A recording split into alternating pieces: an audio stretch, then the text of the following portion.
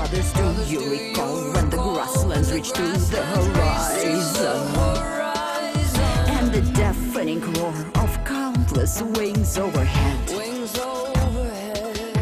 Back when Rome was a village and Britain the Emerald Island. Before we gave up on our future and buried our dead. This is our episode 19, and we are doing the Assyrians. I just want to send a shout out, as always, to Marwan and his team. I also want to thank specifically the Bushwhacker podcast. It's another Russian language podcast that I use for a lot of source material. I want to thank David for putting in a lot of work on this podcast as well. This is going to be a rather controversial presentation.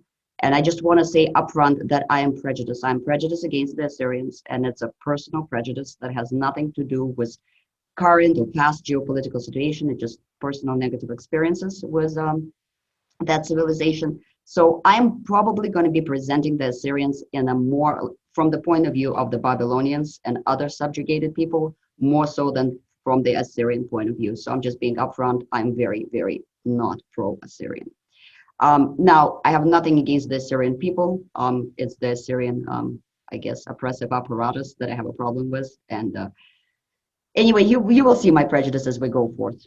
And just before we actually get into the history of Assyria, I just want to say my personal overview of the Assyrian civilization of the Assyrian Empire. I think that Assyrian Empire is a rather tragic story because what started out as a fairly brutal and extremely brutal and very oppressive, I would say even bloodthirsty fanatical regime from my point of view, and how eventually evolved into an more or less progressive for their time and enlightened regime towards the very end and right before the fall of the Assyrian Empire. Unfortunately, by that point in time, they instilled so much hatred into those peoples around them and those peoples that they subjugated, that in the end of the life of the empire, the people who lived at the time when the empire was at its best and at its most enlightened, wound up having to pay the price for their ancestors, for the people who built the empire many centuries prior to their lives. And unfortunately, the toll was exacted from the people who had nothing to do with the atrocities that were committed centuries before them. And Dave wanted to do the intro for this part, just early Assyrian Empire, so I'm going to go ahead and mute everything. Consider kind of where we are. Assyria was just basically a bunch of Bedouin herders, 2500 BC or something like that.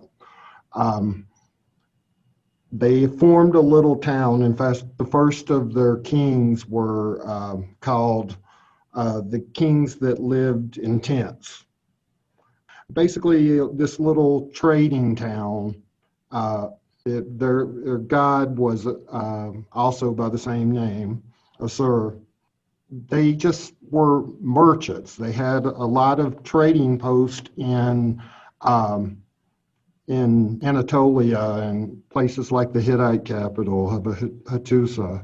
Had a lot of trading going on. They were part of the Akkadian Empire. And then they were close enough to civilization to be pretty advanced, but they were maybe a little tougher than the Babylonians and the softer civilized peoples at this very early stage. And I have a very different opinion of the Assyrians. It was basically a nationalist state, fully supported by their religion. I think you can learn a lot from them, but from there we can carry on. So just to sum it up, I mean, I say that, what we had, so the very opening part of Assyria, and we are kind of jumping over the Bronze Age collapse. What I decided to do was the Bronze Age collapse, rather than do a whole dedicated episode, just to address it from each culture's point of view. We already addressed it from the Hittites a little bit. I will talk about the way that it affected Egypt, but right now we're kind of going to jump over that time period a little bit and go forward in time. So during the Bronze Age collapse, when everything else around went down, you remember that Hittites went away, the early Greek version of the Greek states collapsed. Egypt was severely overran by the Iron Horde and by the peoples of the sea. Assyria, which at that point in time was a trading society, and it already had very advanced trading outposts, so all the way up in Turkey and all around the place. They had reinforced walls. They had their own writing system by that point in time. But what happened during the Bronze Ages, it's like the Assyrian civilization flashed in and then it flashed out and then it flashed back in once the Bronze Age collapse took place. Their writing disappeared for a while and then resumed. Around 10th centuries when this writing started up again, and around 8th centuries when we get what's called the Assyrian Chronicles or the Kings List, and that is actually when they compile a list of all of their kings with little short notices about what happened and what time period, during the rule of which king. And sometimes those notices are not very helpful to the modern day scientists because they just pretty much state, we built such and such temple. Well, we have no idea what this temple was. But at other times they might say, we made it to this river, and then we can kind of guesstimate as to how far their empire has expanded by that point in time. So I kind of grouped the story of Assyrians from beginning to end, but by little categories. So I do want to talk about their religion. They were definitely fanatical. They were definitely a nationalistic, aggressive, hyper-religious, very domineering, extremely violent regime, especially in the middle. So the old Assyria is everything that happened before the Bronze Age collapse. It's basically people in tents and traders. So this is a different Assyria. What it seems like what happened during the Bronze Age collapse, whatever they experienced, kind of coalesced them and brought them together, and there must have been some sort of a personality in their midst, maybe a prophet or something like that. Now, Assyrians were Semitic people. They are closely related to the Akkadians. They're closely related to the Chaldeans, to the Israelites and all of those peoples in that area, Amorites. So they had a very similar kind of Semitic herding cult, herding people's cult. But their god Ashur, they were not monotheistic, but they were darn close to being monotheistic. They really were. They acknowledged other gods, but they acknowledged other gods only as the slaves or the servants of their own god. They referred to Ashur as being the greatest, most monumental of all the gods, God among gods. There were no human sacrifices in their religion, which is surprising considering the amount of lives that they took throughout their existence. They did eventually, once they conquered Babylon, assimilate Ishtar into their cult. But the way that they assimilated Ishtar into their cult, when Assyrians came to a city, they more or less tossed all the gods of the city to the feet of their god. And Ishtar was one of those thrown to the feet of their god. And just to remind everyone, Ishtar is the ancient goddess Inanna of Sumerians, and she's the goddess of sex and war. She's the one who really likes to bang a lot, whom Gilgamesh does not, get together with, so she gets kind of upset. So Ishtar was originally basically concubine of Ashur, but eventually she did become a consort, and Ishtar has a way of taking over people's hearts and minds. She really does. One of my favorite deities. She lasts a very long time and has many interesting relationships in her long and complex history. But all the other gods were thrown. Basically, other gods of the subjugated peoples had to be seen as servants of their central god. Everybody had to worship Ashur. Because to me, it's Middle Assyrian kingdom, that early Assyrian kingdom, when it stopped being just a bunch of wandering tribes, kind of wandering shepherds, and turned more into, started becoming a state as such.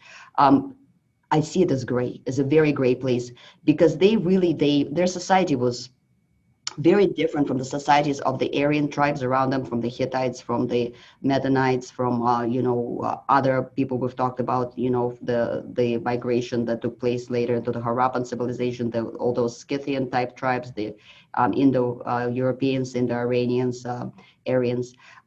Their society didn't seem to have a nobility. It may have developed an elite, and probably did develop an elite later on, but nobility as such, it did not have. You had singular ruler. You had no priesthood. You had no nobility. But does everybody understand the difference between nobility and elite? I just want to make sure, because that's kind of a fine definition. Okay, I'm just going to go over just in case somebody doesn't quite. So nobility is usually something that comes. So originally, when you have a tribe or something like that, you have elites that are forming, and there's certain families that rise up, usually warrior families, and they all fight together. They coalesce together, and then one of them becomes the leader of that group, and that one becomes the king. But the other noble lineages, they're equals in a way, like in what we saw in Hittites, when you don't like the king, you overthrow the king. It's kind of like the Polish form of government later on. So to where, and actually Middle Ages Europe was all the same, to where you had all these noble lineages of dukes, and they did not acquire their status, they did not acquire their lineage from the hands of the king. They obtained it independently through their own history. And so they're almost equals to the king. The king is only slightly above them, so they can argue with the king, they can disrespect the king. To where elite usually is something that is, for the purpose of this podcast, I will say that elite is somebody who receives their status from the hands of the king and therefore are entirely dependent on the king, or their merchant classes and so on and so forth, but they are not by definition, they are not equals of the king in any way, shape, or form. They are several steps below the king by definition. Does that make sense? So yes, I'm sure that Assyrians did have elites, because every society has elites. Even a small tribe will have somebody who is more elite than other people, but they did not have nobility, and they did not have pronounced priesthood. Everybody privately prayed to Ashur in their own, basically, dwellings or in temples. The king was considered to be the main conduit, the main the main communicator was Ashur. And at the same time, the king himself was seen as a servant to Ashur. So it was kind of, that kind of cliche Eastern concept of where, in the West, you kind of have the king, and you have, nobles who are vassals to the king. And there's this whole, vassaldom relationship, to where in the East, oftentimes the king is like the only one who is not a slave, and everybody else is servants to the king in the entire nation. Well, that's kind of the concept we're looking at here. I think that's where it kind of took its start, because this is a society where the king was by default way elevated above everyone else, and then everybody else was more or less equal. And then below the people, the actual Assyrians, you had conquered peoples, which was a whole different class, if that makes sense. So they viewed Ashur as kind of almost a sun deity, not in the sense of that he was actually dedicated to the sun, but that there was the light of Ashur, the light of truth and righteousness of Ashur shone onto the darkness of the universe and illuminated everything below it. They had no concept of, no developed concept of afterlife that we know of. But so their religion was more focused on here and now. And I would even argue that the interesting thing was the Assyrian religion, is that they were so focused. This is my personal thoughts. Everything else is kind of factual, but this is my personal thoughts, that they were so focused on the rituals, especially towards as their empire grew and kind of spread out and increased the number of populations and the lands. They got so focused on ritual that the deity itself almost disappeared. We know very little about Ashur as an individual. Like other gods, we know their personalities. We know some stories about them, where they went, what they did, what they were like. I have not been able to locate any information on Ashur. It seems to me like Ashur as an individuality almost got subjugated to the worship of Ashur, if that makes sense. Like the cult consumed the identity of the deity. And David wants to jump in on it, so I'm going to try to silence him. On the religion thing, the Assyrians would come to recognize about 2,400 gods. Ashur was their main god. It was their city god, basically. Hey, there we go. And but as in the middle period, when the Bronze Age collapse would happen and all, Assyria didn't fall.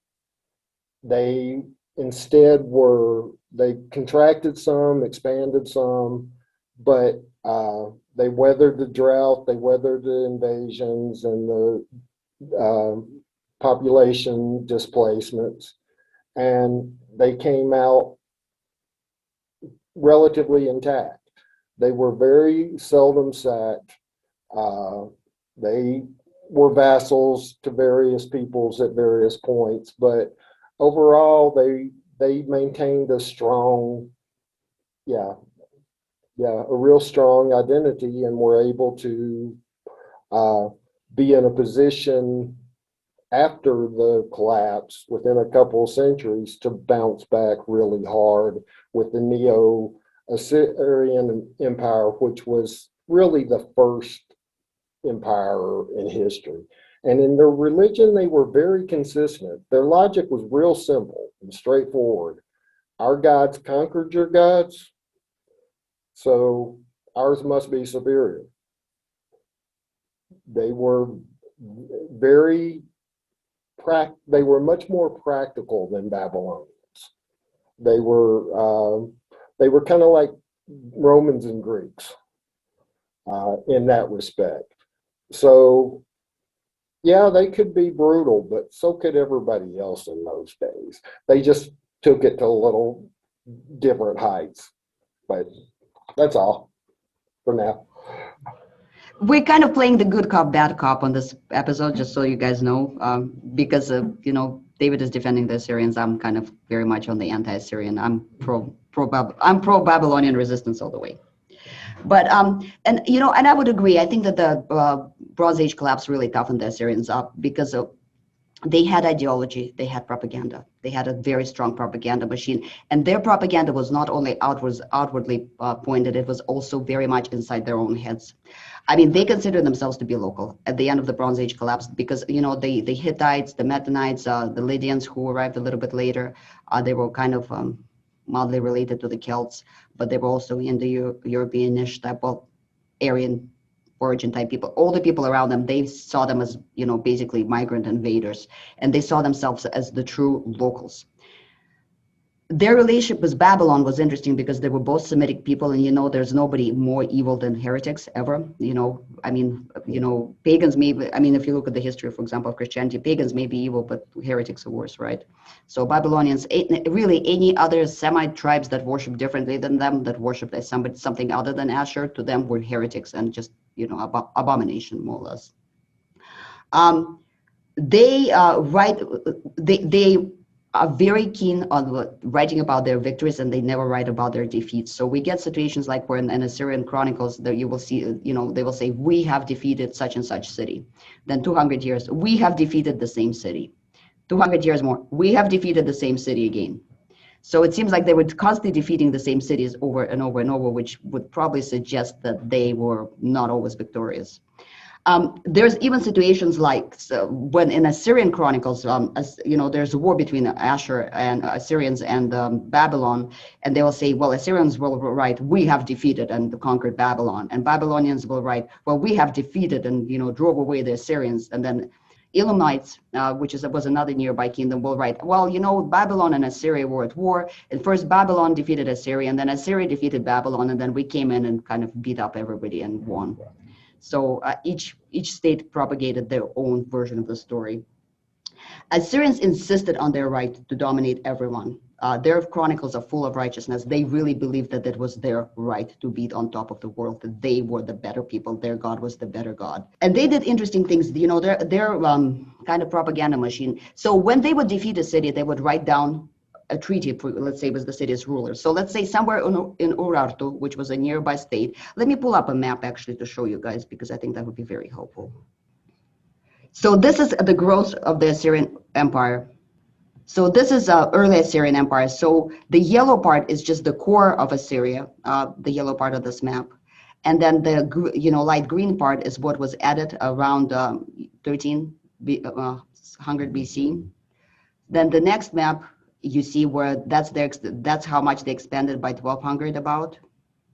Expansion Ashurnasirpal. All of their names, by the way, are named after Ashur. It's like the striking hand of Ashur. Ashur kicks you with his great foot. Right. In the name of Ashur, I cut off your head. Those kinds of names. So this is the expansion with the yellow added now. That's about 875. The next one is we're looking at about 850. I mean, they were really, by that point in time, they were expanding rather quickly. One of their most famous kings, Tiglath-Pileser. We will talk about him some more. He expanded it even further. He conquered this state of Urartu, which is a modern day, well, it's not modern day Armenia, but it was territory of Armenia for a very long time, and added some more lands.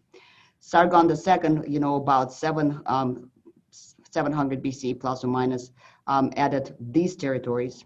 And, finally, by 675, they have expanded. You see those kind of lighter brown that appeared, the Edom's kingdom and all that other stuff. And the largest that the empire ever got was when they conquered Egypt, but that was for a very short period of time, and that was about 650 BC, and that was right before the collapse. Now, what I want to say is Urartu right here is, for example, the kingdom that they did a lot of war with, and it was kind of a mountains territory. Assyrians didn't really like mountains too much. Their original, their territory, just, you see all these mountains right here, they kind of politely tried to get around the mountains. They're really not big fans of them. So originally, when the whole story, I apologize, this is in Russian, I haven't found a better map, but everything that's in green right here is what the Assyrian Empire is going to encompass towards its heights, but the little red area is really what the original lands of Assyria were when they first started out, before their expansion. And Assyria was, the city of Ashur was located in a very advantageous place. Again, I apologize, this map is in Russia. I have not been able to find anything similar. This is the city of Ashur right here. And those red lines, those are the trading routes, major trading routes in that region. So they set right at the crossroads of all the major, from the very beginning. And I mean, Assyria originally, it was contemporary with Babylon. It already existed by 2000 BC, but from the very beginning, they set upon this crossroads, and so they were Nineveh is one of their major cities, and Ashur, they were right there on the trading routes. So they would go to Urartu, they would conquer a city, and they would make the city's leaders sign a treaty, right, with them on clay tablets, and then they would go away, and because Urartu is a mountainous country, and 400 years, I'm exaggerating slightly, but not a lot, they would show back up to the same city. Now there's a whole different tribe living there. They have no idea what happened 400 years ago. They have no idea who these Assyrians are. The Assyrians would show up at their gate with the clay tables and say, by the way, you signed a treaty with us in front of gods, because when you write words down on clay, that's, gods can see and hear your promises, and you have committed sacrilege because you're not paying us what you promised to pay us 400 years ago when you signed this treaty. See the treaty? It's right here. You signed it. And then they would proceed to sack the city and, skin the elite alive and hang their, skins all across the walls of the city and impale everybody in the city, and feel absolutely correct about doing that, because justified, because these people have committed a sacrilege against gods. They themselves signed this treaty, and guess what? They betrayed that treaty, and guess what? They deserve this punishment. So their propaganda was really about, they were not really bloodthirsty. They were not particularly eager.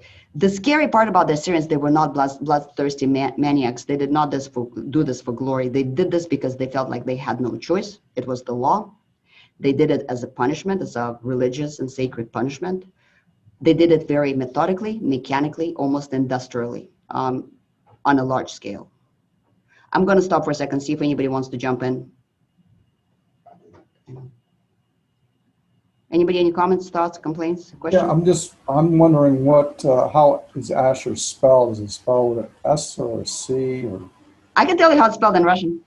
No, I'll find a map. Hold on, I'll find a map. I'm pretty sure it's spelled with an, I'll tell you right now. It's A-S-S-U-R. A-S-S-U-R, Ashur. Quick question. Yeah. It looks like the expansion of the Assyrian Empire is timing with the Bronze Age collapse. Do you think they took advantage of a power vacuum? Absolutely. We talked about last time about how the Hittites, well, not last time, but the time before last, how the Hittites kind of tore apart the crazy little, state of Mitanni, of the Metanites. The other Indo-Europeans who came, Indo-Iranians who came into that region who were crazier than the Hittites. When Mitanni got torn apart, the Hittites took a large part of that territory, but whatever was left over kind of was a wild land, kind of from Mad Max, where the last, crazy and absolutely terrified Metanites were valiantly fighting one another with, blood-soaked swords to die in glory, and that's what the Assyrians hit and took. And when the Hittites got completely wiped out by the invading crowds of just various sea peoples, the Iron Horde and so on and so forth, that was a power vacuum that Assyria absolutely jumped onto. They very much took advantage of that. And as a matter of fact, they hit the Hittites in the back almost, as the Hittites were trying to hold off the horde. Okay, David, jumping in for a second. You have to understand that most of what we know about Assyrians, these reliefs that are carved on the palace walls of these various kings, and they're real, real graphic in what they do to the nobles of the cities that rebel against them, and so on. And yes, those elites paid the price when they rebelled against them, which most of those are rebellions because, like they say, they could bring up treaties from somewhere and say, you violated this. And then they, especially in the Neo Empire, they would start deporting people. But they were very, very conscious. They didn't separate families, for examples. It was late, yes. The Assyrians were just vastly better at it than most people. I would rather be the Assyrian soldier, the free Assyrian soldier that was half farmer and half soldier, than to be one of the other people that were, subject to being conquered. Assyria was conquered very little. Babylonia changed owners more than Ishtar changed husbands. Like I said, David is kind of on the Assyrian side in this. You guys can hear me all right?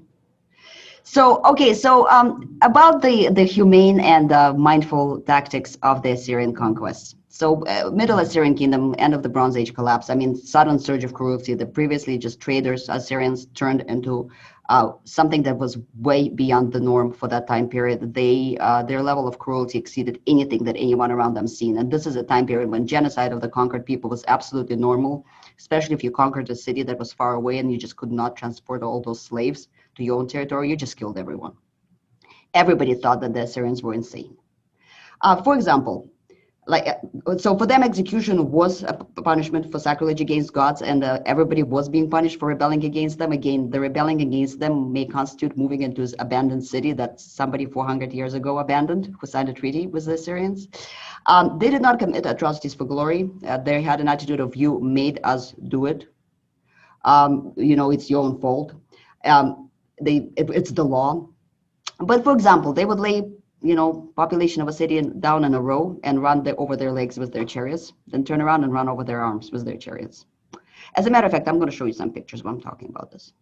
So, for example, these are some of the images. This is Assyrian art. This is Assyrian art.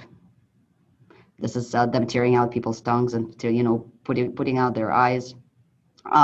For example, they would take a city and take all the city citizens and they would put hooks through their cheeks and through their noses and through their ears, like let's say 1,000 people, right? And they would drag them all by their faces, tied by their faces in a chain to the next city and wave their treaty around and say, by the way, do you see all those people from the neighboring city? You see what happened to them? You signed a treaty with us too 400 years ago. So do you want to admit the rule of our glorious Ashur, or do you want to be like them? And the people in the city that were looking at this horror would go, oh, yeah, we remember the treaty. Of course we don't. Of course we worship Ashur. By all means we do. I mean, that's another same image, kind of differently depicted. It's a very small resolution picture, but you see all those people, I mean, where the whole road would be lined with people up on stakes. More lovely picture. And they depicted this stuff openly. They were not at all ashamed of it. They thought it was the correct thing to do. More lovely images. So, for them, the terror tactics for them, they worked. Some cities surrendered without fight, and that helped out a lot, to curb the losses of the Assyrians themselves. And in a few decades, really, the entire region was completely under their control. But they've done things like when they took the city of Sidon, it was one of the Phoenician cities, they cut off everybody's feet in the city. Another city, I don't remember which one it was, when they were trying to take the city, the locals did not want to give up their elite, like their elite rulers and their families, and they've kind of protected them for a long time. So when the Assyrians took the city, they cut off the heads of these elite peoples and they made their family members wear those heads around their necks for several weeks, for example. It was very common very common punishment to chop off, ears and noses of just anybody who did not surrender immediately, so that even your grandchildren would know that you did not accept the gentle light of Ashur into your heart. But they were the world's first empire in the sense that they incorporated a lot of different peoples into them, but they were an empire in much more important sense, and we'll talk about that in a second. And they were the first culture that really instituted the whole tradition of prostrating yourself before the king completely, like being in that completely subjugated pose, which later became kind of the standard of the Eastern form of court etiquette. Even as far as Byzantine Empire adopted that, Alexander the Great tried to adopt that with his generals. We all know how well that went. But they were absolutely fantastic at one thing, and that was war. Okay, so they were absolutely brilliant at military. They were brilliant at army. They, like a sponge, they absorbed innovations from everyone that they came into contact with. They were a lot like Romans. We don't know how much they invented themselves, but they certainly learned a lot from the people around them. And they were really good at putting all that to use. Another thing that really kind of assisted with their expansion was the domestication of the Bactrian two-hump camel that took place around this time. And this allowed them to deal with the logistics supplies for much further distances than they were able to do before. So that really, back then camels were not used for warfare, and even today camels are not the best animal for warfare. They're not exactly very war friendly, but as far as transporting great, amounts of weight across the desert and so forth, they were just absolutely fantastic. So I'm going to share my screen and show you some pictures related to. So they were armed with swords. This is when the revolution of swords happened, and when the age of iron, appeared. They were some of the first people to take swords as a part of their armament. And I'm kind of progressing through time, so I'm starting it all the time and kind of going forward. They had great recognizance anywhere they were about to conquer. They would send in their spies, learn everything they could about the territory, about the enemy forces, everything. They had a mandatory draft for all of their peoples, and absolutely mandatory draft for anybody who conquered peoples. For them, being a military, unlike in Egypt, for them to being in the military, and we're talking about not the glorious individualized warfare like the Hittites, for example, or the Greeks, not when each individual warrior steps out on the battlefield and gloriously, makes a name for himself, like Achilles, right? These were like people working in units. It was a lot more like modern warfare. They had the first heavy infantry. They had absolutely amazing engineering corps. They have, I've mentioned before, the siege machines. They had some brilliant engineers. They invented catapults. They invented, I'm not sure what this thing is called, but it's when you have a long arm, so it's unlike a catapult. It swings a big rock around and lifts it up and it flies overhead. Trebuchet. Siege towers, everything. Their engineering corps didn't work on that. And their engineering corps was a lot like the Roman engineering corps that laid down roads, it did all the logistic stuff as far as infrastructure goes. Around 10th, 9th century, they started using cavalry, most likely adopting it from the nearby Aryan peoples that they were in contact with, and those would be the Massagetes, those would be the Cimmerians. Schwarzenegger played him. Help me out. Schwarzenegger's character, famous. Conan the Barbarian was one of those, was a Cimmerian. But there was no stirrups yet, there was no saddle, the horses were rather small, so what they would do is their horses, oftentimes they would jump on the horses and they would ride to the battlefield, and then they would dismount, and every fourth soldier would hold on to the horses while the other soldiers did use their archer. They were usually archers that were shooting at the enemy and stuff like that.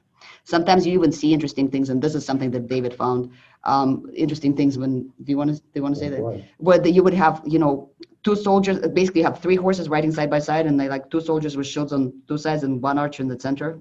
So kind of three of them making up one soldier. They had very advanced use of, for that time, they were the first ones who really started doing warfare from horseback. By the way, they did not believe in riding mares. They only rode stallions. It was considered to be shameful to be riding a mare, and they even have one particular legend about one of the kings of Urartu, who in the middle of a battle had to run off from the battlefield on top of a mare, and they just thought it was crazy for him to be riding a female. And so they didn't even pursue him. They just figured his own soldiers were going to kill him for such a disgrace. By 8th, 7th century, they had a full-on cavalry. They were shooting from horseback. This is their conquest of Egypt. This is the sign of what they were doing to the Egyptian captives. But by 8th, 7th centuries, and that's of course BCE, they still had no saddle yet, but they already came up as a basic back covering for the horse, and they started shooting from the horseback. So they had true cavalry. By the late 7th century, they had true cavalry. They invented something very similar to a saddle, and they learned how to use slashing swords and backwards grip spears from the horseback. Chariots were still being used, but towards the end of the empire, the chariots were not being used so much for warfare. They were used for, for the kings, for the important people, because if your king falls off the horse, that's not good, right? Horses by this time got a little bit larger, so, they were much more effective in warfare. But the chariot, they retain the chariot throughout, but for them, it's not their main form of assault weapon, I guess. They were the first ones to institute a professional army, and professional army was something that you had an army that was a standing army that was on payroll, and of course that was very effective against any city-state that would just basically draft its own citizens who were only soldiers part-time. Maximum size of Assyrian army was around 200,000 total troops. That's entire country, but that was an enormous army for that time period. That's 200,000 professional soldiers at all times. Towards the end of the empire, they kept very detailed records of all army expenses and logistics, so we could follow kind of the way that the army worked pretty closely. They included all their conquered people as a kind of, they would throw them ahead of the army. I mean, they were still a part of the army, but those would be the groups that went first in front of the main forces, the Assyrian forces. I mentioned chariots were mainly king's transport. They came up with such an idea. Instead of, having a mass of people, your entire army is one big unit being thrown ahead, they broke up their army into units of 100 to 200 people. And they were using smaller mobile groups, which was easier to command during the march. Their veterans were highly revered, and they were doing the same thing that the Romans did later on. They would give them plots of lands in conquered territories. And oftentimes in these conquered territories, the local peoples have already been deported. And so the veterans could settle quite comfortably on pretty much empty lands. And of course, there was such thing as the Kingsguard, which was usually in the capital city, whatever it happened to be at the time. They also kept a special unit permanently on watch in Babylon, and we will talk about why that was. And right at the end, they developed heavy cavalry, true heavy cavalry, which worked as impact troops, as kind of, shock, overthrow, and terrify troops. I'm going to stop and see if anybody has anything to say. The best professional army in the world at the time, far and away. Maybe some of the Chinese could compare to them. 200,000 troops. The Nota Dignatem is a document that documents about 500,000 troops for the entire Roman Empire. This was a big professional army. It was very, very good. It's really noted for its siege warfare, but the reason they became so good is because nobody would meet them in the field. They excelled in war, and it was in the 8th century that one of their kings did away with the peasant levies and adopted a professional standing army. That would also lead to disputes between kings and who leads the army, because when you have a professional army, those that get the loyalty of the troops wield a lot of power. So it gave them some complications, but it also allowed them to basically, the Persian empires that would follow them were they adapted a lot of their methods, and the Babylonians too. All right, so imperial now. So we were talking about, and a lot of my negativity is really, and Nathan, you missed my intro where I said that I'm prejudiced against the Assyrians. I really am prejudiced against the Assyrians, and I just want to put it out there and make it very clear to everyone. But so Assyrian Empire, towards the very heights of the Assyrian Empire and the very rise, like the true Assyrian Empire, starts with Tiglath-Pileser III. He expanded, Assyria to its maximum size until the very end. He included the cities of Tyre, he included Israel, Ashkelon, Ashdod, Gaza. Him and Sargon II. Sargon II was an interesting character. If we remember that the first Sargon was the Akkadian invader who kind of stormed and took the Sumerian cities very long time ago. Well, this is the next ruler that called himself Sargon. Now, the first Sargon was no one from nowhere, and there's a good chance that this character here was also no one from nowhere, but he was a very effective war leader. There was most likely some sort of inheritance issue going on and some sort of uprising between these two. But they were both very capable administrators, and they turned Assyria into a true empire. They implemented, a true administrative apparatus with all of its trappings. They broke up the territories into three types. They separated every territory by three types of three categories. One was the loyal categories, and if you were a loyal territory, what happened is you were allowed to keep your local nobility rulers, whoever they happened to be. You were required to support an Assyrian regiment that was stationed on your land permanently. You were, of course, required to worship Ashur, follow all the laws, pay taxes. You also were supposed to supply, to support whatever part of the infrastructure within the empire you were responsible for. The second kind of territory was questionable loyalty territory. That's, when they were not entirely sure in the very top of the ruling class. So, for example, if there was a king in the territory, they would remove the king, and by remove I mean cut him into pieces, gouge out his eyes, whatever, hang him upside, whatever. They love to do that stuff. But they would remove the king and let's say put the king's nephew in charge. So, and then allow the local elite to still remain in charge, so that the people in the conquered territory would still be familiar with the new rulers, but the new rulers would be indebted to the Assyrians for being allowed to come to power instead of those who were supposed to. And in that case, really, you just had to do everything that was expected above, pay taxes, obey the laws, support the infrastructure. The third type of territory was completely disloyal. In that case, all the local elite went bye-bye. Sometimes all the local population went bye-bye also. And they would, seat in the place of power, especially trained eunuchs. They had a special training center for these eunuchs in, whatever the capital cities, regional centers were. And they were specially trained eunuchs because they were eunuchs. They could not obviously reproduce and leave. It was believed that they could not leave, inheritance to their own offspring, and they would remain loyal to the center. They were given a lot of authority. They would govern very authoritatively, very harshly. And of course, they were still required to do all of the above things, pay the duties, taxes, support infrastructure, support the Syrian military units on their territory. They broke up their territory into provinces. Let me share the screen for that real quick. I think I have too many windows open. That's what I think. That was one of the maps that we accidentally. I don't know what my computer is doing, but it's not doing what I want. Hold on, let me just go up. It's just not sorting my maps correctly. Okay, there we go, I think. Yeah, that's the one.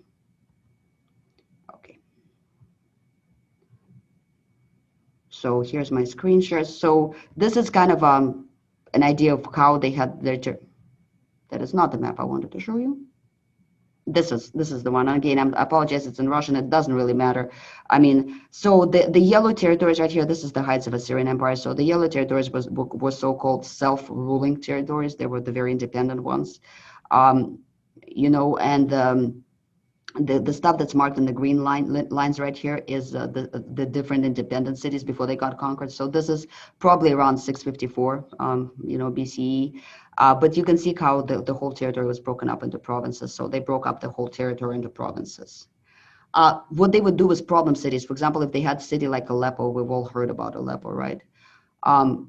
When they had a city like Aleppo that was an original central city that kept rising up and kind of giving them problems, what they would do is they would build next to it an administrative central city where nobody really lived, but all the administration, all the governing of that region would be now focused in the new administrative city.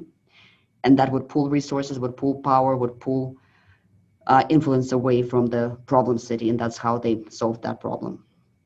Around Tiglath-Pileser III, they stopped eradicating local populations and they instituted a state deportation practice. Their governing methods have changed. They would en masse deport local population to a new territory. And that's something that all empires from that point on will adopt, like David said, along with a couple other practices that were very innovative at the time. They would, their deportation program was a special state program. They wanted to admix everyone on their territory. They wanted to instill in people a new Assyrian identity. You were no longer an Israelite. You were no longer, I don't know, Chilean or, Amorite. Well, they wiped out the Amorites, but let's say Aramean. So, for example, one of their city officials in one of his reports writes about how he had resettled, let's say, X amount of Arameans, and he has conducted the census of them all and wrote them all down as now Assyrians. So you were taken, your national identity was removed from you, your ethnic identity, and you were considered to be an Assyrian. And some people even welcomed that. Because, for example, somebody who might have been in, debt slavery, somebody who may have lost everything, sometimes when they would relocate people, they would give them a new name, new Assyrian name. And so all your debts automatically just poof, went away before people and before God. So some people might have even welcomed these relocations. Let me show you some pictures of deportations real quick. But they deported 10,000 Israelites. These were mostly Israeli elites. Later on, the Babylonian captivity, they will deport all the Israelites, but that will be much later on after the fall of Assyrian Empire. When they deported people, before there were deportations before, but how would the deportations like that work? Well, somebody would conquer really nice territory, and they would say, this is a nice territory. You people used to live here. Well, get the heck out of here. Now we live here. And they would take over the new lands, and that would be the end of the deportation. What the Assyrians did is they had a state program. So there would be certain, almost kind of social guarantees. They would, with the deported people would be X amount of grain, X amount of, spears, X amount of shovels, X amount, well, not shovels back then, but, supplies, so they would be able to come to the new territory and settle there. So there was this kind of supplies and assistance was provided in that sense. And like David said, they did not separate families. These are some, so you see how people have their bag with their belongings behind their back, they have their family, and then there's an Assyrian soldier kind of going, walk, walk, walk, keep going. This is some supplicant peoples from other tribes. This is just some images of Assyrians. I mean, they're not really this. I took this from one of the Russian websites, but I mean, there's a lot of artwork like that. Yeah, there's some siege towers. I mean, when you see Assyrians, when you think about Assyrians, you really don't think about Assyrians dancing the ballet or, spending time at home with their family, which we will talk about how they spend time at home with their family here shortly. But they love to hunt, by the way, but we will get to that. Yeah, that's a separate subject, slightly about their pastime and their family life. So for them, an empire was really a way. The reason why they were the first true empires because they tried to form an imperial identity. They tried to instill in all the conquered peoples, you are Assyrians, you're part of us, and it was a way of organizing a reality around them. It was as Assyrians against the rest of the barbaric world, right? United by common laws, rules, culture. Their important administrative buildings were, like today, sometimes in certain cultures, you'll have the portrait of the president in the important government buildings. Well, they would have the portrait of the king. They would also have important battle scenes and execution scenes everywhere. They had significant diplomatic and bureaucratic correspondence. They built the first system of roads to be able to quickly transport their troops back and forth, and that's provinces had to support that as well. And their engineering corps was in charge of that. Water sources. They had grain storages all across the empire, and especially around the borders, to where when you brought an army to a certain region, there was already food there, and each locality was responsible for supporting that particular, food storage. For example, for one of those, I don't know what to call them, granaries, whatever, there's records that local citizens were supposed to daily ensure that there was 40 tons of horse feed and something like 32 tons of people food, basically, daily available at that location. So these were huge masses of people you had to feed, you had to house, they also had uniform clothing, from what I understand. I mean, uniform for lack of a better term, right? I mean, their army was true professional army. They instituted a system of mail and horse relays all across for quicker communication. And towards the end of the empire, to where before you only could really advance if you were an Assyrian, the social mobility increased quite a bit. The thing about the Assyrian Empire, like I said, they really didn't have nobility, so we don't know the names of any of their generals. We only know the names of their kings. But we know the names, but we do know the names of some other individuals within the empire. Of course, we know the names of individual scribes who've written down the laws of conducted records, for example. And we also know the names of the three most important people in the state after the king. And that would be the king's supplies manager, the king's butler, and the king's herald. Those were the most important jobs in the thing.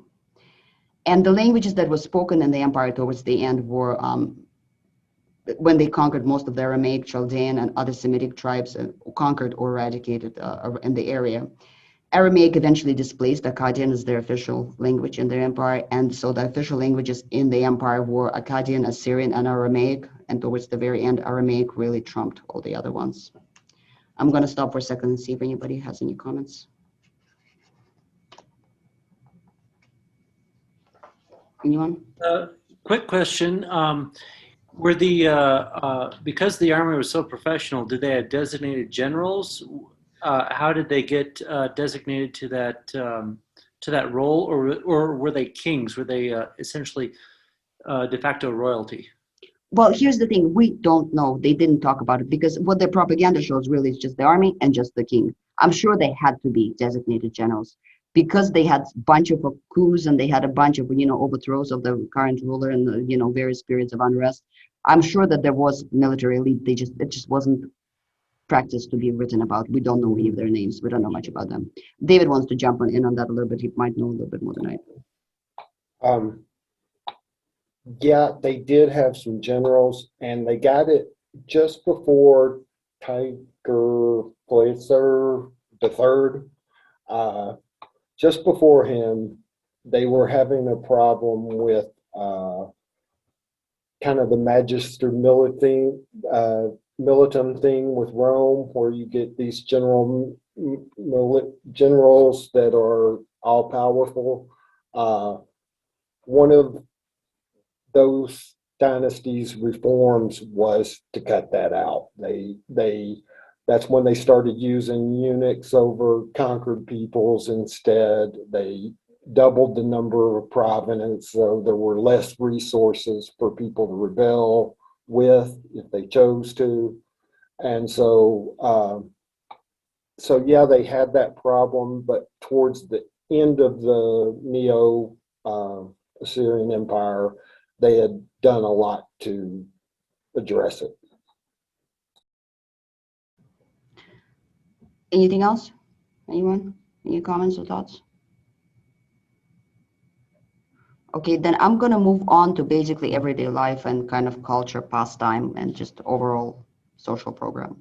So when Ashur started as Ashur was just a city, and they were not in a very fertile part of that territory, to where Babylon at the time, when they were just small and kind of toothless yet, Babylon was really in the fertile region. So to them, Babylon was the source of food. It was the source of culture. And when they conquered Babylon, they were not very cultured. I mean, usually when barbarians, to Babylonians, even though they were contemporary time-wise, development-wise, the Babylonians were slightly ahead because of having absorbed this. Well, Babylonians were really that merging of the Sumerian and the, Akkadian, Amorite cultures. To them, Assyrians were just barbarians from nowhere. Assyrians overran Babylon. They wiped out most of its population. They relocated. You remember they flooded the city was Euphrates. They relocated whatever was left of the Babylonians pretty much as far off as they could. There were very few just basic necessary Babylonians left in the city of Babylon. But to them, Babylon was really eventually became its center of culture, as it did for everyone else. It became, and it was also, center of agricultural resources and center of wealth, because Babylon was always remained about wealth, and it was about good times. It was Las Vegas of its time, really. So eventually they left Ashur as their cultural center, and they founded the city of Nimrūd. And after that, their capitals kept moving. Different kings moved their capitals from one city to another, and the court would kind of travel, and administrative centers would travel with them. There's such thing as a black obelisk, and it's something that is in the British Museum, and it actually details the victories of one of their kings, kind of a late Assyrian, I don't know what. It was towards the heights of the Assyrian Empire. I'll leave it that way. Let me just pull up that image real quick. Black obelisk. And again, it's a very telling image just because of how this is a king promoting his successes. Oops, I'm not trying to end the meeting. I'm trying to share my screen. Da-da-da. So this, and by the way, there's a lot of controversy about the, British Museum needing to return this. I think that we need to stop having a war in that region and then start returning archaeological treasures. Mm-hmm. I mean, I personally have a friend who was stationed at the U.S. Embassy at the time of the Iraqi invasion when people were looting their national, museum, and they were giving standing orders to not interfere, but that's nothing new. Anyway, this is the Black Obelisk, and there's some close-ups of the images from the Black Obelisk. You see somebody who's prostrate right here in front of some Assyrians. You see those famous camels. When the Assyrian arts gets really, really good is when they start, showing animals. They show a lot of actual emotion to where when they're showing elephants. We'll talk about the elephants, but this is elephants and monkeys that were being brought as tributes by people. This is one more image of deportation, relocation, that kind of stuff. And I'll get a little bit more into the art. But that was the famous Black Obelisk. It just was worth mentioning because it's kind of a very revered work of art. They united their, before that, the temples were really the most important, in Mesopotamia. The temples, the ziggurats were the most important buildings in the city, and the palace, the residence of the ruler was not that big of a deal. Well, what these guys did is they reunited the residence of the ruler with the temple and made it a single complex. So the king lived where you worshipped your god. And, back then the deities, they kind of required quite a bit of material offerings like clothing, like food. You worship your god by offering your god material items. Well, these material items wound up basically in the king's palace, which was rather convenient. When we look at the ruins, a lot of these old civilizations, they're very colorless to us, but these were very brightly colored cities.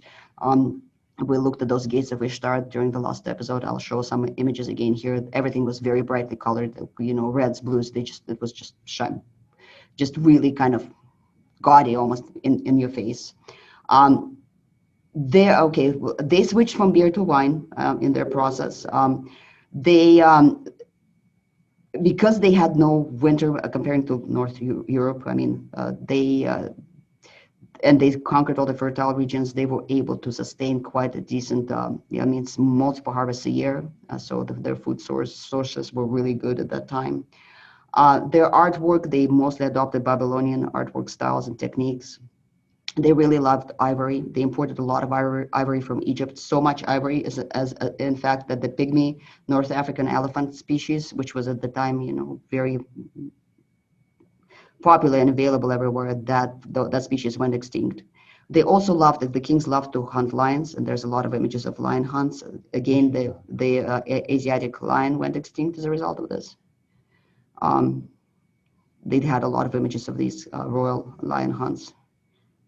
I mean, here's the king just strangling a lion, no big deal. This is some of the ivory artwork. They really like the ivory stuff. This is the famous bull. They liked ivory so much more than the actual little living elephants that, we have no little living elephants today.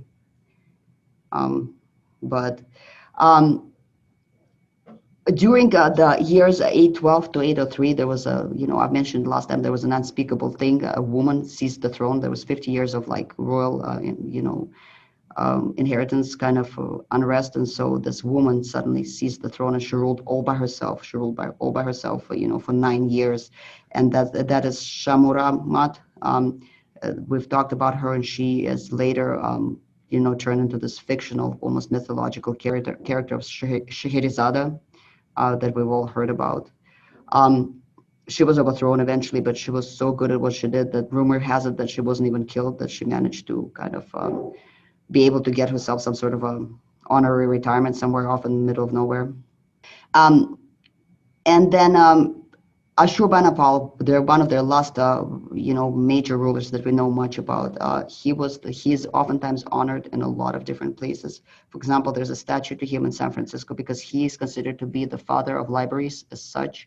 He was the first one who thought that the ancient tablets and that the ancient writings might be of value, and so he issued orders to gather up all ancient tablets from all across the empire, check them for interesting material, and bring them to his central library. He built the library. And because of his library, which was found much later, we know a lot of the stuff that we know about the Sumerians, about the Babylonians, about all these other local cultures. So a lot of, academic libraries will have some sort of a statue, some sort of reference to him somewhere on campus, because he is considered to be the father of modern, basically keeping of records and stuff like that. As far as their family life went, imagine very cliche kind of Muslim family in the very most Western cliche negative sense. Wives were considered to be property. They were purchased, straight out purchased. The husband could kill a wife. A husband could kill a child. They had multiple wives. They had a very well-developed institute of concubinate, of basically concubines that they kept. Women had no rights at all. We see, other than this one unique case of a woman on the throne, we don't hear, we don't see, we don't know anything about their women. So their family life was kind of, They had two major cultures. Well, they had many major cultures. For example, Elam, which was a neighboring state that they were at war with, for a very long period of time, on and off, because Babylonians, while they were in the captivity of the Assyrians, for the entire time they were in the captivity, kept trying to rebel. I mean, they had a problem being under the foot of these, what they considered to be uncultured barbarians. I mean, so they kept rebelling for 300 years. This Babylonian resistance rebels were happening. And they constantly tried to drag in Elam. Elam was the nearby state. It was settled by another Indo-European group that was kind of distantly related to Celts. And Elam would constantly join an alliance with the Babylon and would constantly get completely devastated by the Assyrians, to the point where, there's I thought I had a picture of it somewhere, but I don't think I do.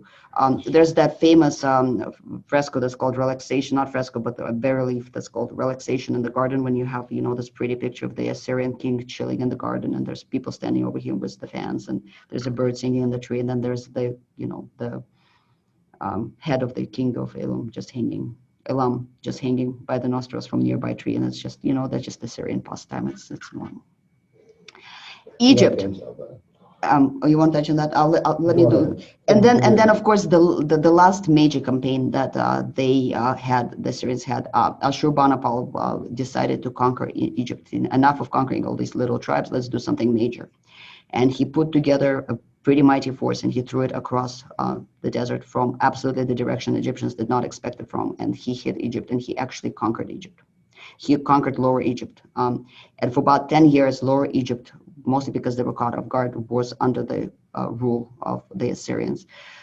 The problem is that this really strained the communication lines. It really strained the logistics, and Assyria, I suspect that it pulled a lot of the resources and troops from other borders of Assyria, because what happens is about 10 years later, the Egyptians take their territory back. And very shortly after that, the records in 631, the chronicles of Assyrian Empire abruptly just stop. We don't know exactly what happened. We do know that the eunuch that was assigned to rule this new province of Egypt had joined forces with the Egyptians and rebelled against his masters. We know that the Greek mercenaries of the Dorian Greeks, of the Dorian Greeks that at that time already kind of started biting the Greek mercenaries. They joined in with the Egyptians, and they helped a lot. And sorry, we have a vacuum going, so I asked David to go ask her to maybe vacuum the other side first. But that hoplite formation, the Syrian army, which was fairly lightly armored, did not really have much to oppose. What we know is the records stopped from other countries, from other territories records. We know that they were still fighting Assyrians for about a couple of decades after that. But the Assyrians themselves stopped writing down anything about themselves, and we just don't know what happened from the Assyrian point of view. I'm going to stop and see if anybody has anything to say, or any comments or questions.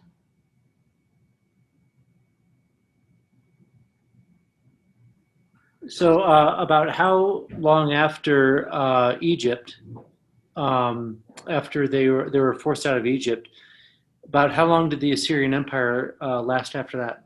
A couple decades. Yeah. Almost immediately. So it went from its greatest expansion to collapse within.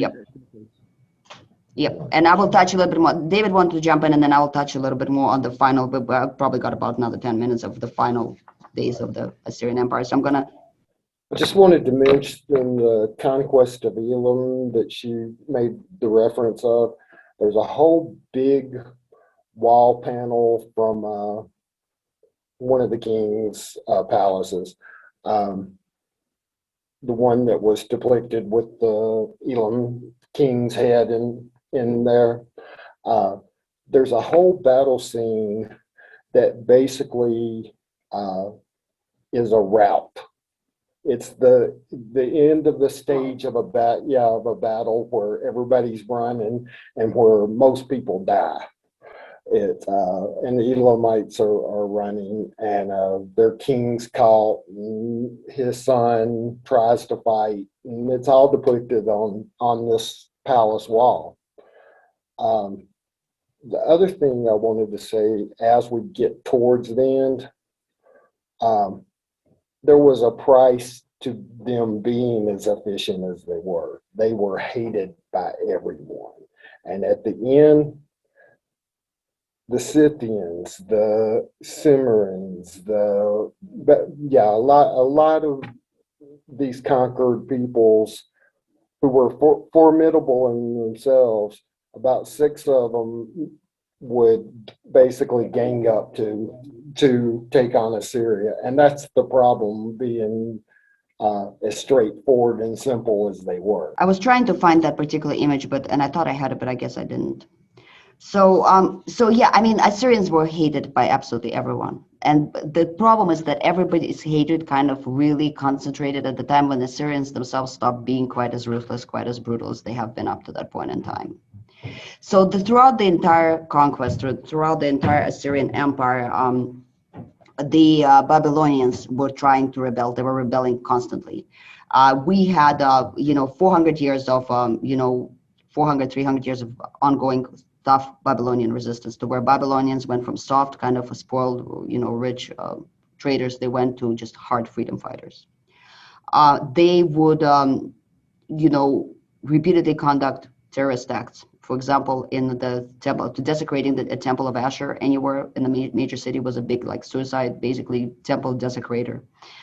One particular instance is when one of the Babylonians, pardon my graphic details, but poured out the menstrual blood of his sister onto the altar of Ashur, which would desecrate the entire temple. And you got to understand, to do something like that with it, it's something that to Assyrians, there's nothing more absolutely vile than menstrual blood, to where the Babylonians was their cult of Ishtar and all that. That was not such an awful thing. But by that act, he would condemn that city. He would condemn the officials of that city. He condemns that temple. That temple had to be pretty much, either cleansed or torn down or something. He would bring bad luck and hatred of Ashur onto that city's administration. So it was truly a terrorist act. In the beginning, when Babylonians first got conquered, they tried to run for help. So they ran to Hittites, right? Except there was no Hittites. Hittites went bye-bye. So they ran to Egypt, and Egyptians who were at that time trying to hold off this is in the time of the Bronze Age collapse. Egyptians were still trying to hold off the invading hordes. Egypt was just basically like, no thanks, we've got our own problems, bye-bye. They ran to the Phoenicians, and they're like, Phoenicians, can you please lend us your army so we can find off the Assyrians? And the Phoenicians were like, what army? We have a fleet. We will lend you your fleet. We will even lend it to you at, 10% cost. You can even pay us, down the road, if you want to, after you defeat them. We trust you. You're Babylonians, but, we won't even charge you too high a percentage, but we don't have an army. So that's why Babylonians were really left all by themselves. That's why they constantly, throughout this whole occupation, they were trying to find allies anywhere they could. Well, off to the side, away from, let me pull up a map actually, because I think that would be helpful in this case, if I can pull up a map. So this is the, Lydian kingdom over here. The Elam by this point in time has been completely conquered and assimilated into the Assyrian Empire.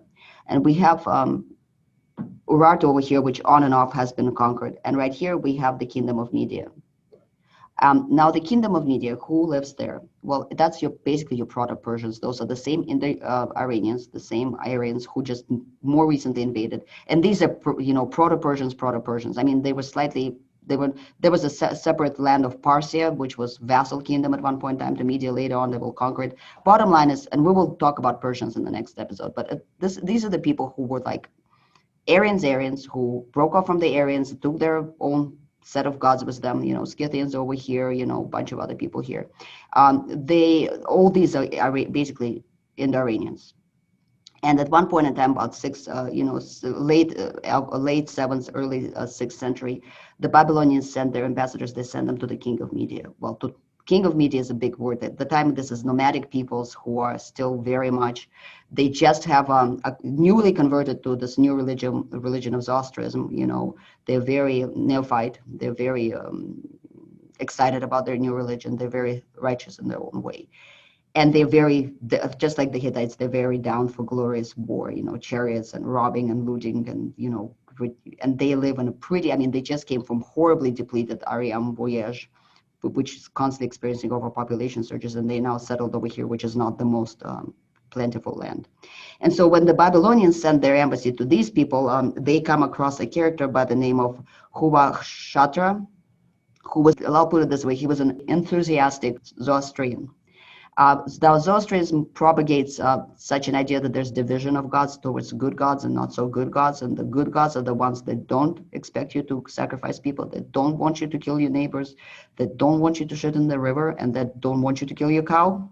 And any gods who want you to kill people, wage war, destroy people's fields, kill people's herds are bad people, and they should not be treated very nicely. So when the Babylonian embassy, and what I'm telling you now is kind of a cartoon. Now, I'm giving you kind of a Hollywood version of the events. So the Babylonian ambassadors came to, the court, the tent of Huwa Shachtra, and they said, hey, will you help us overthrow the Assyrians? And he says, okay, well, who are the Assyrians? And they told him a little bit about who the Assyrians were and what they did to people. And he said, aha, I know what these people are. And they called their devils, the word that they had for their devils was devils. He said, these are devils worshippers, righteous crusade, overthrow Assyrians. And the Babylonians said, yeah, we will pay you to basically go loot and sack Assyrian cities. And he said, okay, so you're going to pay me to go sack and loot Assyrian cities? I'm down.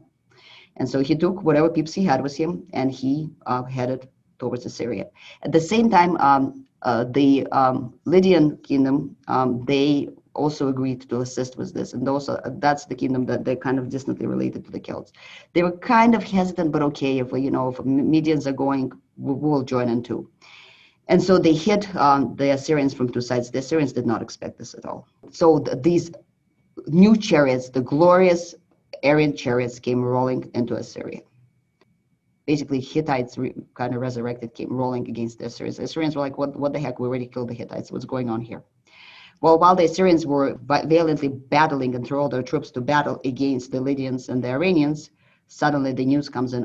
By the way, we lost Babylon. Well, what do you mean we lost Babylon? Who took Babylon? Well, the Babylonians did.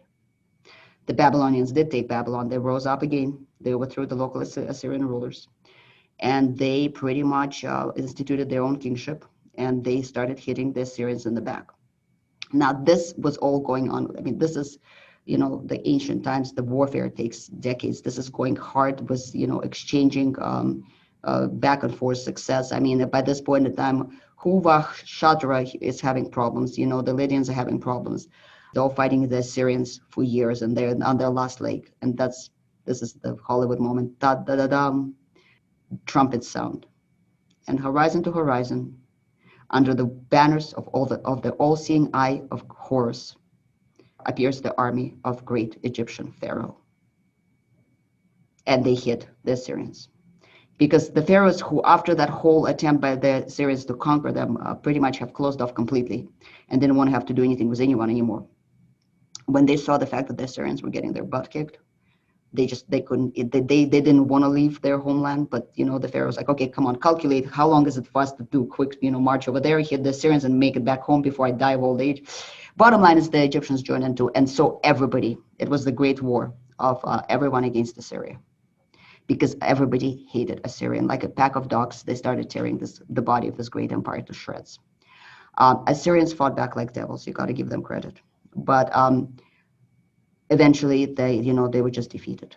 And what began after that was really kind of an orgy of revenge. Nineveh was torn down completely. Nobody wanted the city of Nineveh, which was one of the main capitals of Assyria. Ashur was completely destroyed. Every administrative center, anything that resembled and reminded of any sort of Assyrian centralized power was destroyed with special brutality. Assyrians were hunted down and executed in horrible ways. So that's what I was referring to in the beginning of this episode, where the children paid for the sins of their great-great-great-grandfathers. They were quartered, they were tortured, they were beheaded, they were staked. It was absolutely uncommon to them brutality. All these peoples were just destroying and killing everything that was left of Assyria. The very few Assyrians that were left had to escape from that territory, and Assyria never really rose up as a great empire again. So Egyptians, when this was all said and done, were like, okay, well, we're heading back home to the Nile. We're out of here. Okay.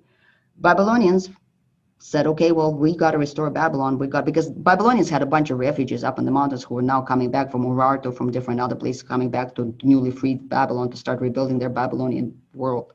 So the Babylonians like, okay, we got to repair our Babylon now. And Huvah went, wait a minute. So all this land right here. So, here's your Babylon, right? Here's your Egypt. And all this land right here that used to be the Assyrian Empire, here's your Babylonia.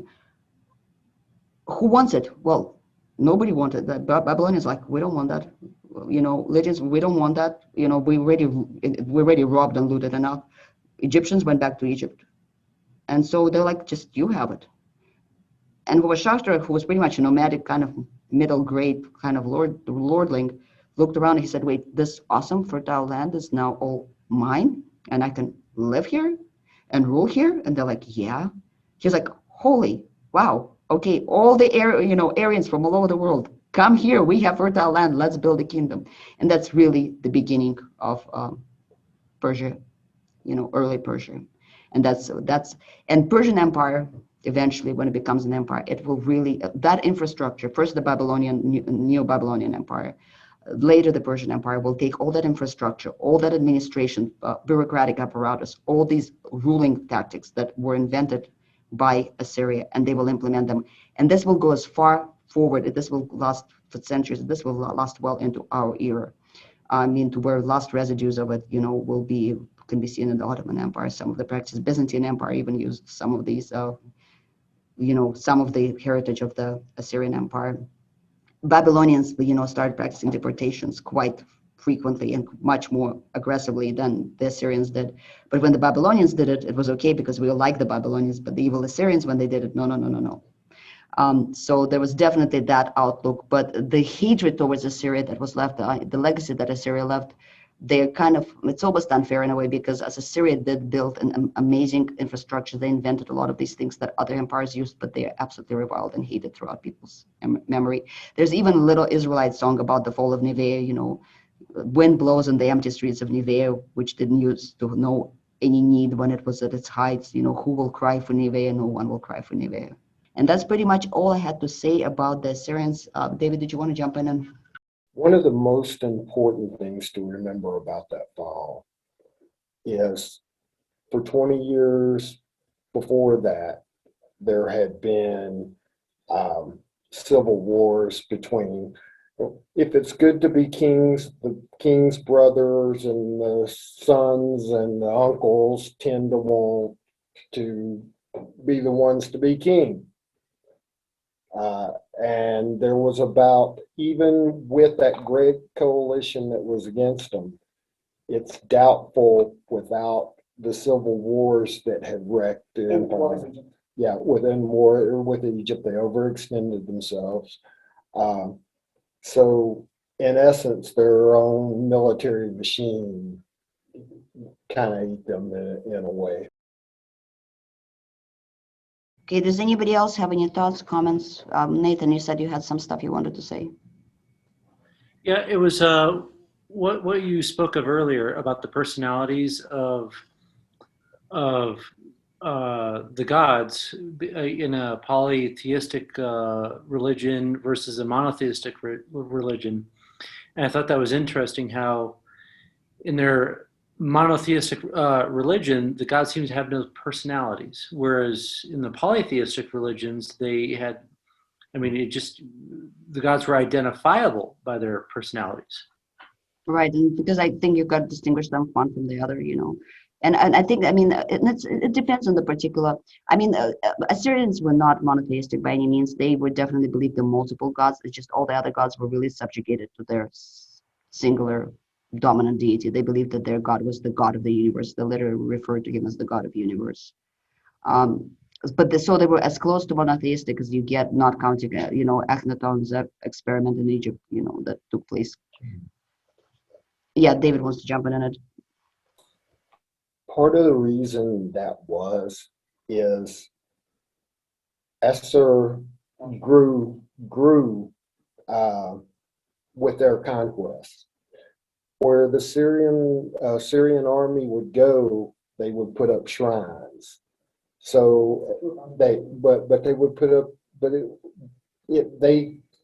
reason it became more monotheistic-ish was because the god was worshipped and he became omnipresent. He could be in different locations at different, and it was all part of that shift towards monotheism that would occur, but they weren't exactly monotheistic. I mean, Ishtar was revealed. I mean, she's the goddess of sex and war. I mean, what's there not to like, But it was along that path that would lead to Christianity and Judea.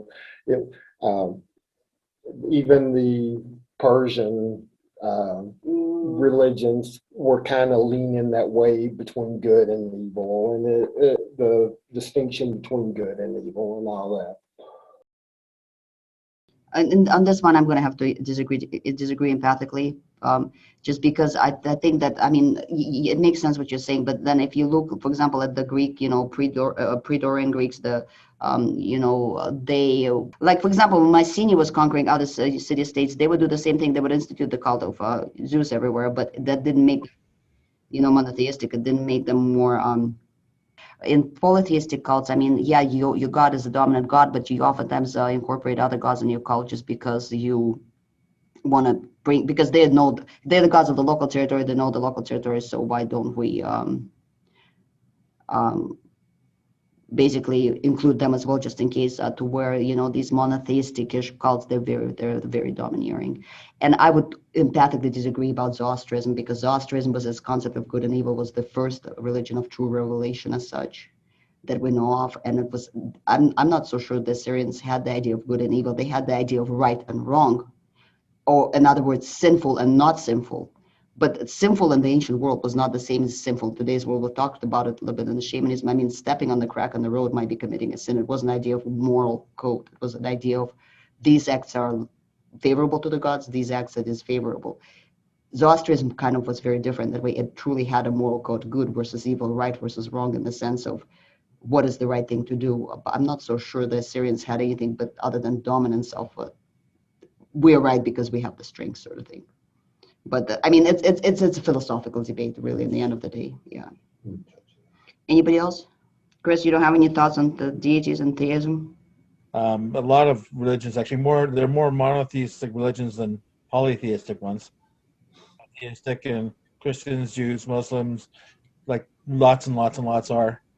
Because the idea that, like, polytheistic religions, they tend to anthropomorphize the deities, where monotheistic religions don't. The god's above everything. Right. And, like Saint Anselm has the idea of God is that which is beyond human comprehension. That's where God is. Yeah, but to me, like I mean, to me, Assyrians really was somebody who viewed God more as really the top god. No, they viewed him as the top dictator. You know what I'm saying? Not really a deity, more like the biggest, baddest dude. You know what I'm saying? Was the biggest stick, sort of thing.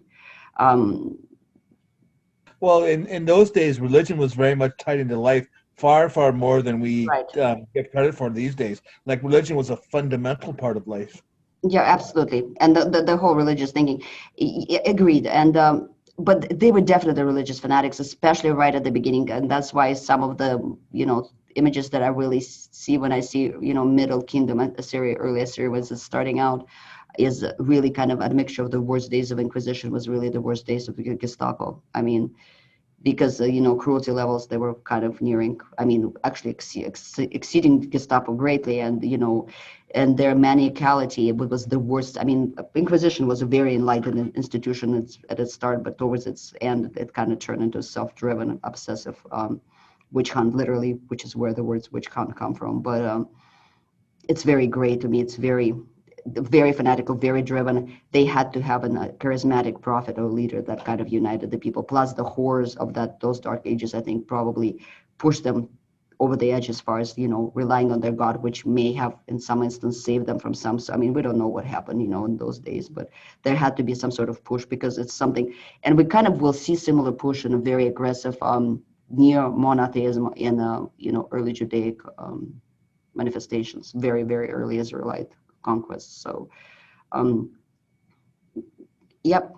Oh, and another interesting thing about this is that I forgot to say is that their women covered their faces. So that tradition in the Middle East, it seems to be generally kind of a Semitic tradition, or at least a very ancient one, to have women cover their faces.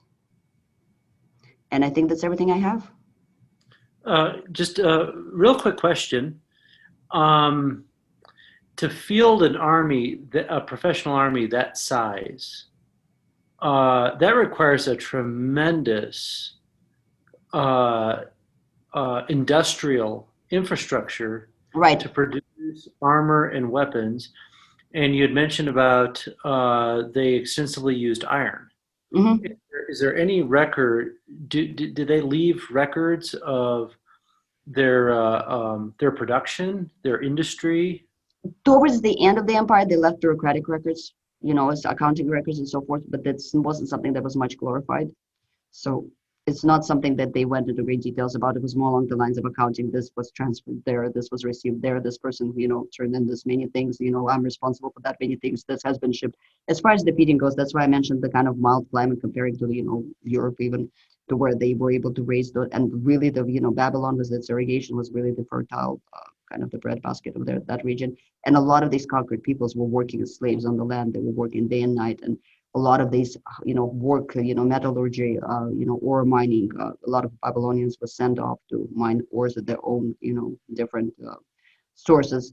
A lot of the conquered peoples were turned into slaves that were literally toiling on the land and toiling in different industries day and night so that the army could fight, so they could feed that army.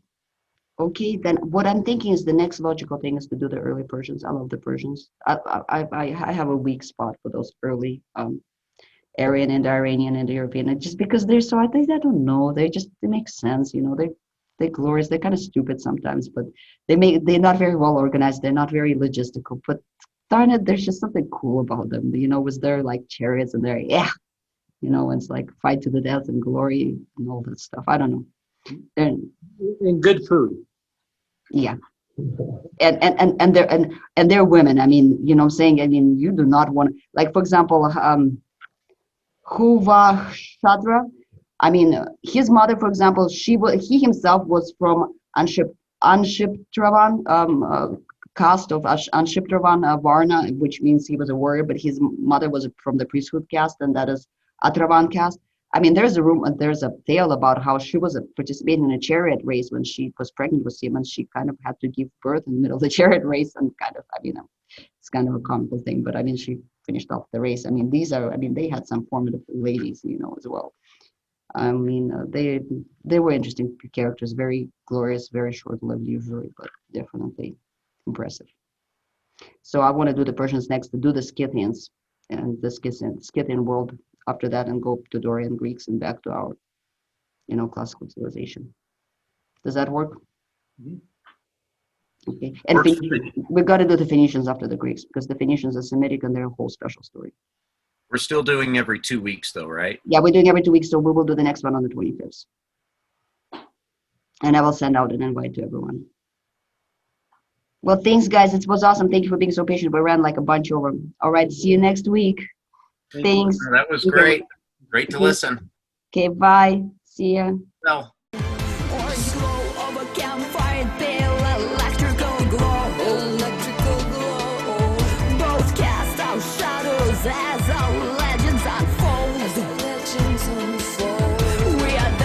archetypes that exist within every man's soul. Every man's soul. And we will live forever as long as stories are told. We are the archetypes that exist within every man's soul. And we will live forever or as long as stories are told. We are the archetypes that exist within every man's soul.